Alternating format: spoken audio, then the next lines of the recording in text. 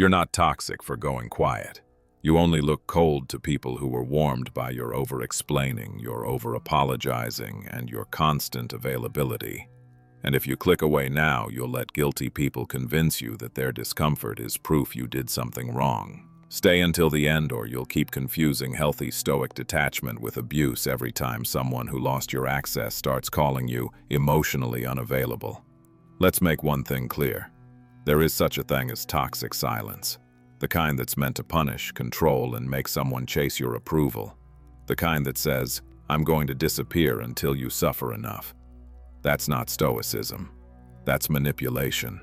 But that's not the silence we're talking about tonight. We're talking about the silence that comes after you've tried, after you've explained, after you've repeated yourself, after you've set boundaries that were laughed at, ignored, or twisted against you. You were not always quiet. You were made quiet. You spent years over-communicating with people who had no intention of listening. You wrote essays to defend your feelings to someone who already decided they were too much. You sat in conversations where your pain was turned into a debate. Eventually, your nervous system did the math. Talking isn't working. Explaining isn't working. Pleading is humiliating. The only way to protect myself now is silence. Then suddenly, the people who never heard you when you spoke started calling you cold when you stopped. Why are you like this now? You've changed. You're distant, emotionally unavailable, giving me the silent treatment. Here's the uncomfortable truth. They don't miss your voice. They miss the control your talking gave them. Because as long as you were explaining, they knew they still had you. As long as you were defending yourself, they knew they still mattered more than your peace. So let's separate two things that seem similar but are completely different. Silent treatment, a tactic to punish, confuse, and dominate. Stoic detachment, a choice to stop participating in disrespect. Silent treatment is reactive control. It's, "You upset me, so I'll starve you of my presence until you bleed for it." It wants them anxious, chasing, performing. Stoic silence is deliberate self-control. It's, "We've talked about this, nothing changes, and I refuse to keep lighting myself on fire to keep this dynamic warm." It wants peace, even if that means distance. One is violence, the other is protection. The difference isn't in the volume of your voice, it's in the intent behind your silence. Ask yourself, am I quiet because I want them to suffer? Or am I quiet because I'm done suffering in conversations that go nowhere? Am I ignoring them to make them chase me?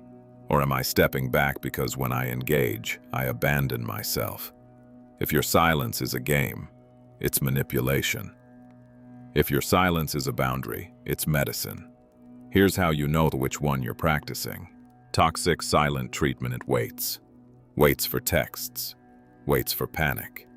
Waits for someone to beg for the connection back. Healthy Stoic detachment does something different. It rebuilds your life in the space that talking used to occupy. You're not sitting there counting minutes between messages. You're reading, training, working, resting, living. Your silence isn't a trap.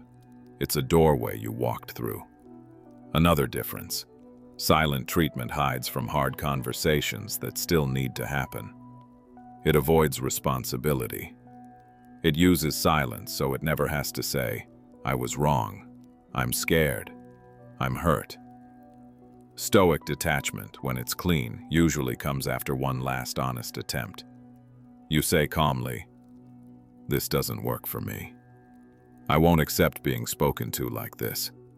I've brought this up before. If nothing changes, I will step back." If they mock, dismiss, blame, or flip it back on you, that's when your silence becomes your answer. Stoicism is not about stonewalling problems. It's about refusing to keep negotiating your standards with people who treat them like suggestions. So what do you do when they accuse you of being cold? First, you check yourself. Is there a conversation you're avoiding because it scares you? Are you using silence so you never have to say how you really feel? If yes, that's not Stoic. That's fear. Have the conversation once. Not 10 times. Once, clearly, calmly, without drama.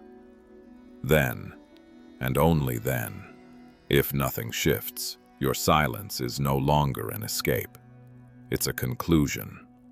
Second, remember this.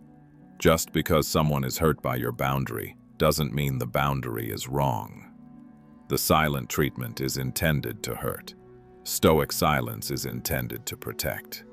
You're allowed to protect your mind from constant arguments. You're allowed to protect your body from chronic stress. You're allowed to protect your time from people who don't value it. That might hurt someone who benefited from your lack of protection. Their pain does not automatically equal your guilt. Third, use silence as a shield, not a sword. You don't need to advertise it. No cryptic posts. No "I'm done with everyone" speeches. No public performance of how unbothered you are. The more loudly you announce how much you don't care, the more obvious it is that you still do. Silent stoicism is quiet. You just stop responding to drama. Stop feeding manipulation. Stop explaining yourself to ears that are only listening for leverage. And you reserve your voice for where it matters. Honest people, real problems, relationships that actually want to grow. Fourth, understand why silence makes manipulators panic. Controllers, guilt trippers, emotional bullies, they need your reactions. Anger, tears, long explanations, desperate calls. That's their data. As long as they can provoke you, they still own a piece of you. Take that away. And suddenly, they are the ones drowning in their own thoughts. Silence, when it's not a game, flips the table. It doesn't scream, "Look how strong I am." It simply says, "You no longer have access to me in the way you used to." Finally, remember, there is nothing noble in becoming cold to everyone. That isn't stoicism. That's trauma building a fortress. Real stoic power is selective, not universal. You stay open where there is respect. You stay honest where there is effort. You stay present where there is reciprocity. You go quiet where your words are used as weapons. You go distant where your heart is treated like a convenience. You go still where your emotions are turned into leverage. Your job is not to convince guilty people that your silence is pure. Your job is to make sure you know why you chose it. If it came after courage, after clarity, after one last honest attempt, it's not the silent treatment. It's the end of your participation in your own mistreatment. Your silence isn't toxic. Their guilt is just louder than they expected when you finally stopped speaking. Join the Stoic Cartel. Come back to the fire tomorrow. We'll keep turning every rejection into fuel for the kind of man you're becoming.